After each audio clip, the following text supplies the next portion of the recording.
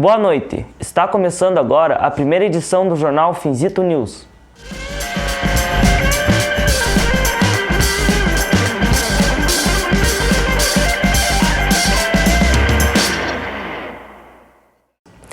Nesta edição, vamos relatar as informações atualizadas da pandemia do coronavírus. Para falar sobre a pandemia no mundo, chamamos a nossa repórter Manuela. Boa noite, Ramon. Boa noite a todos. Hoje eu vou falar sobre o coronavírus no mundo. Eu sou a jornalista Manuela e vou começar falando. Para quem não sabe, o coronavírus começou na China em 2019.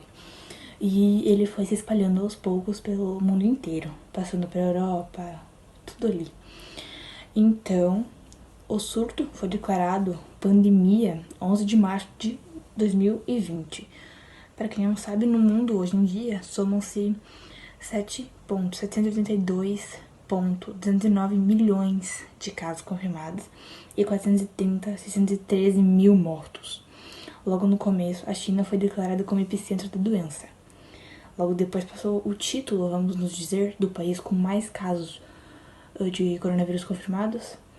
Passou para a Itália e para os Estados Unidos, que tiveram decretos, inclusive, de prisão e de multas para quem saísse de casa sem nenhum motivo, se fosse para sair só para caminhar.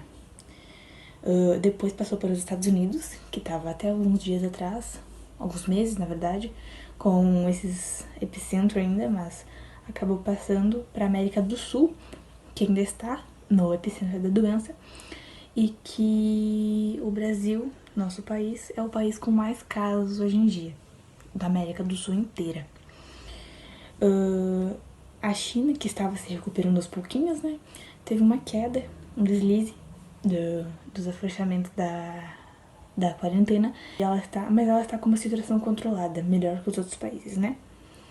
A maioria dos casos foram de pessoas que estavam viajando, tipo, aqui no nosso estado foi declarado o primeiro caso com um idoso que viajou para a Itália e voltou com a doença. E daí foi se espalhando, né? Basicamente isso. E coronavírus, para quem não sabe, é uma doença muito espalhafatosa, né? Vamos dizer, que ela infecta muito rápido. Então vamos se cuidar, usar álcool gel, que é o que a gente pode fazer agora, ficar em casa. E tentar achar alguma coisa para fazer dentro de casa, né? Uma coisa, esse vírus, ele ataca a respiração, a parte respiratória e causa até a morte, né? Dependendo. Mas enfim, é isso. Ramon, volto com você.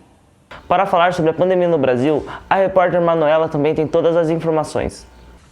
Boa noite, Ramon. Boa noite a todos. Hoje eu vou falar sobre um assunto bem delicado e sério, que é o coronavírus aqui no nosso país. Vou começar com estatísticas gerais sobre o país e como estão os casos confirmados e recuperados. O Brasil soma 787.489 mil casos confirmados, 380.300 mil recuperados, 40.276 mortes. São Paulo, o estado com maior número de casos, tem 156.316 casos confirmados, com 9.872 mortes. Rio de Janeiro, em seguida, tem 64.373 casos confirmados, com 7.138 mortes. Ceará tem 71.402 casos confirmados, com 4.480 mortes. Pará tem 62.095 casos confirmados, com 3.927 mortes. Maranhão tem 53.408 casos confirmados, com 1.322 mortes. Amazonas tem 52.859 casos confirmados, com 2.366 mortes. Pernambuco, em seguida, tem 41.935 casos confirmados, com 383.531 mortes. Bahia, em seguida, tem 32.685 casos confirmados, com 975 mortes. Paraíba tem 24.032 casos confirmados, com 559 mortes. Espírito Santo tem 23.344 casos confirmados, com 936 casos com morte. Distrito Federal tem 19.433 casos confirmados, com 256 mortes. Alagoas tem 18.176 casos confirmados com 660 mortes. Minas Gerais tem 17.401 casos confirmados com 409 mortes. Amapá tem 14.623 casos confirmados com 289 mortes. Rio Grande do Sul tem 13.619 casos confirmados com 316 mortes. Santa Catarina tem 12.594 casos confirmados com 184 mortes. Rio Grande do Norte tem 11.568 casos confirmados com 487 mortes. Sergipe tem 10.615 casos confirmados com 264 mortes. Rondônia tem 9.850 casos confirmados com 267 mortes. Acre tem 8.646 casos confirmados com 237 mortes. Piauí tem 8.359 casos confirmados com 283 mortes. Paraná tem 7.831 casos confirmados com 275 mortes. Goiás tem 7.159 casos confirmados com 188 mortes. Roraima tem 6.347 casos confirmados com 182 mortes. Tocantins, tem 6.257 casos confirmados com 120 mortes. Mato Grosso tem 4.302 casos confirmados com 146 mortes.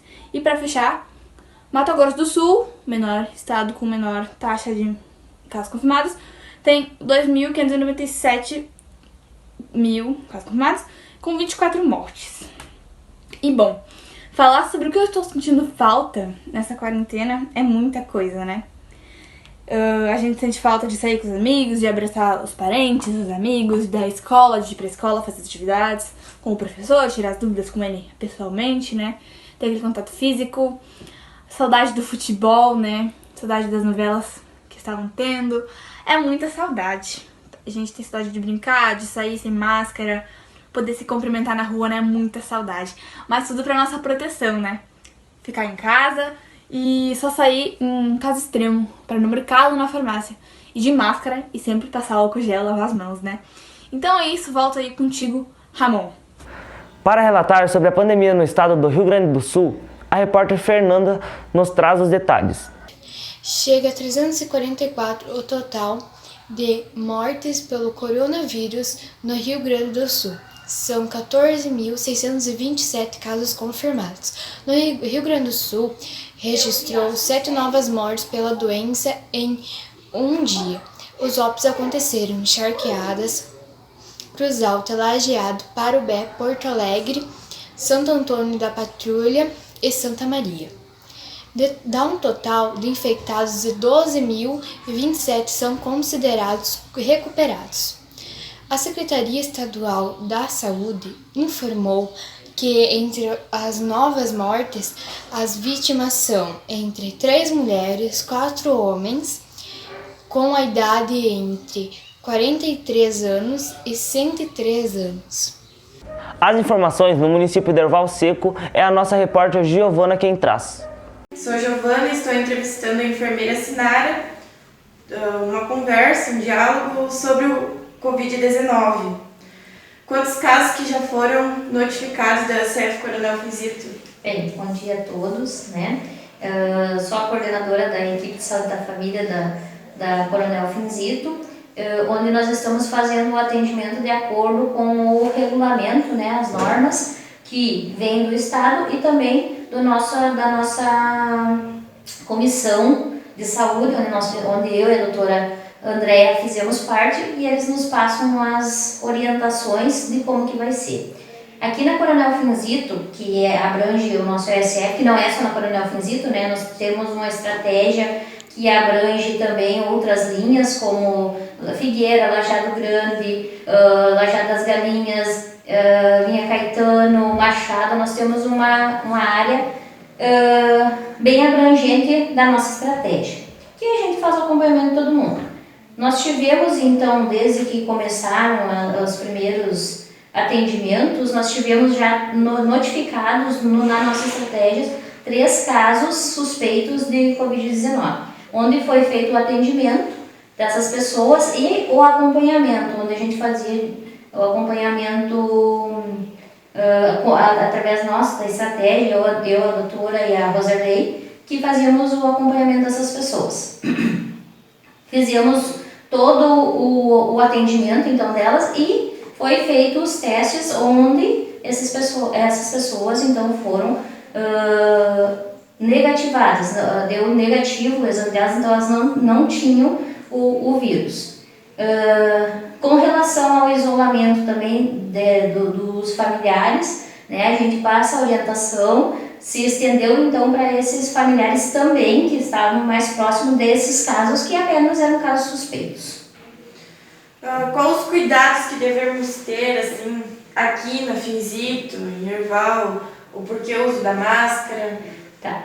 A máscara, na verdade, ela é o essencial para nós, é o uso da máscara, né? Então, ela vai nos proteger e proteger aos outros. Mas não podemos esquecer também do principal cuidado, junto com a máscara, que é a lavagem das mãos. Ela é mais primordial, se assim pode se dizer, do que o uso do álcool gel.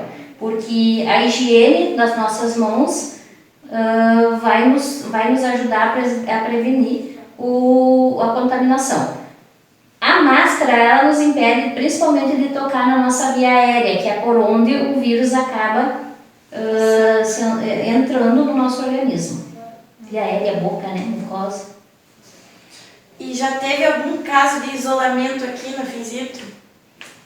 Isolamento, na Finzito não tivemos nenhum, apenas acompanhamento de pessoas que vieram com sintomas gripais.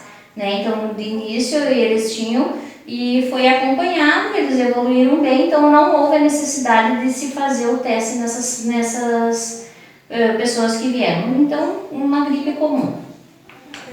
Para falar sobre o impacto econômico da pandemia no Brasil e no mundo, chamamos a economista Lara. Boa noite, aqui quem fala é a Lara e eu vou apresentar a economia do Brasil e do mundo em tempos da pandemia, Covid-19. Sou do jornal da Escola Coronel Finzito, 9º ano. O mundo tenta encontrar um equilíbrio entre as medidas necessárias para salvar vidas da Covid-19 e a preservação de empregos e empresas, atingidos em cheio pela pandemia.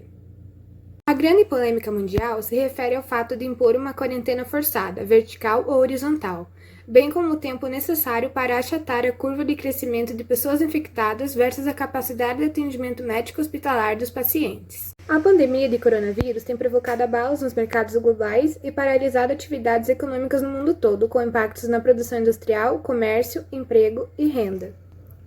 Para tentar conter a pandemia do novo coronavírus, boa parte da população mundial foi submetida a medidas de isolamento, que incluíram o fechamento de escolas e do comércio, interrupção da produção industrial e fechamento.